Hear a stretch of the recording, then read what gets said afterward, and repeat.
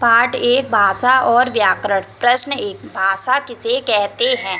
उत्तर हम जिस माध्यम के द्वारा अपने मन के भावों और विचारों को दूसरों के समक्ष प्रकट करते हैं उसे भाषा कहते हैं। प्रश्न 2 भाषा के कितने रूप होते हैं? उत्तर भाषा के 2 रूप होते हैं, मौखिक भाषा, लिखित भाषा। प्रश्न 3 व्याकरण की परिभाषा दीजिए। उत्तर व्याकरण वह विद्या है जिससे हम किसी भी भाषा के शुद्ध रूप को जान पाते हैं। प्रश्न 4 व्याकरण के विभाग बताइए। उत्तर व्याकरण के 4 विभाग हैं, वर्ण विचार, शब्द विचार, वाक्य विचार, पद विचार। प्रश्न 5 भाषा और बोली में क्या अंतर है? उत्तर भाषा और बोली में थोड़ा अंतर है।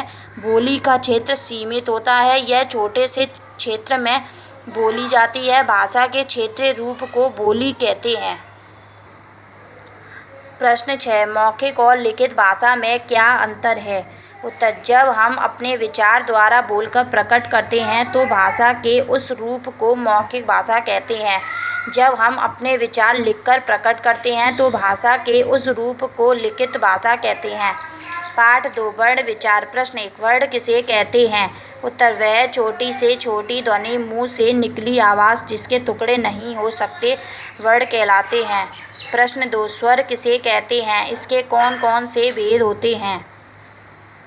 उत्तर जिन वर्णों को बोलते समय बिना किसी रुकावट के मुख से हवा निकलती है स्वर कहलाते हैं। स्वर के 3 भेद हैं।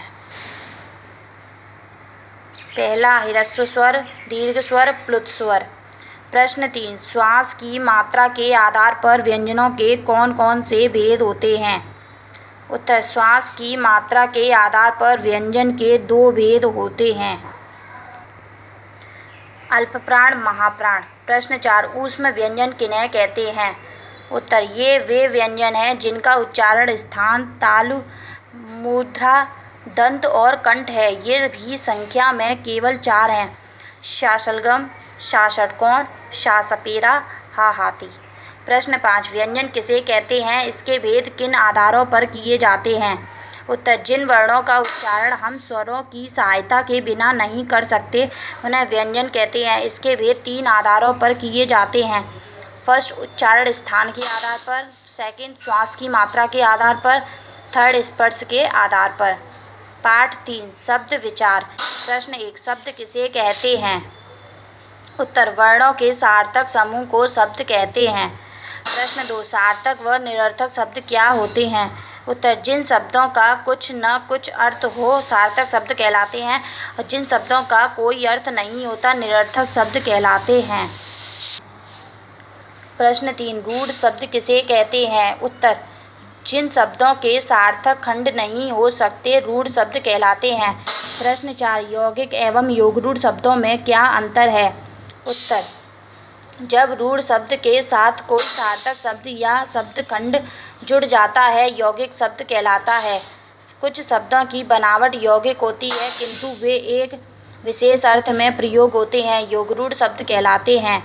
प्रश्न 5 तद्भव शब्द किन्हें कहते हैं? उत्तर हिंदी के जो शब्द संस्कृत शब्दों के बिगड़ने से बने हैं तद्भव शब्द कहलाते हैं। प्रश्न 6 देशज शब्द से आप क्या समझते हैं? उत्तर देशज शब्द न तो संस्कृत से और न किसी अन्य भाषा से लिए गए हैं वरना उन्हें आवश्यकता अनुसार बना लिया गया है, देशज शब्द कहलाते हैं। पाठ 4 संज्ञा। प्रश्न 1 संज्ञा किसे कहते हैं? उत्तर किसी वस्तु, स्थान, प्राणी अथवा भाव के नाम का ज्ञान कराने वाले शब्दों को संज्ञा कहते हैं। प्रश्न 2 जातिवाचक संज्ञा और भाववाचक संज्ञा में क्या अंतर है? उत्तर जो संज्ञा शब्द एक ही वर्ग की सभी वस्तुओं या प्राणियों का बोध कराते हैं जातिवाचक संज्ञा कहलाते हैं। जो संज्ञा शब्द किसी भाव, दशा, धर्म, गुण या कार्य का बोध कराते हैं भाववाचक संज्ञा कहलाते हैं। प्रश्न 3 कुछ विशेषण शब्द लिखकर उनसे भाववाचक संज्ञा बनाइए। उत्तर उदार, उदारता, कठिन, कठिनता। प्रश्न 4 द्रव्यवाचक संज्ञा किसे कहते हैं? उत्तर जिन पदार्थों से तरह तरह की चीज़ें बनाई जाती हैं उन्हें धातु या द्रव्य कहा जाता है, जैसे सोना, चांदी आदि। इन द्रव्यों या पदार्थों का बोध कराने वाली संज्ञाएं द्रव्यवाचक संज्ञाएं कही जाती हैं। प्रश्न 5, अंग्रेजी व्याकरण के अनुसार संज्ञा के कौन कौन से भेद हिंदी में भी प्रचलित हो गए हैं? उत्तर, अंग्रेजी व्याकरण के अनुसार संज्ञा के 2 भेद हिंदी में भी प्रचलित हो गए हैं। फर्स्ट समूहवाचक, सेकंड द्रव्यवाचक। प्रश्न 6, संज्ञा के कौन कौन से भेद होते हैं? उत्तर, संज्ञा के 3 भेद होते हैं। फर्स्ट व्यक्तिवाचक संज्ञा, सेकंड जातिवाचक संज्ञा और थर्ड भाववाचक संज्ञा।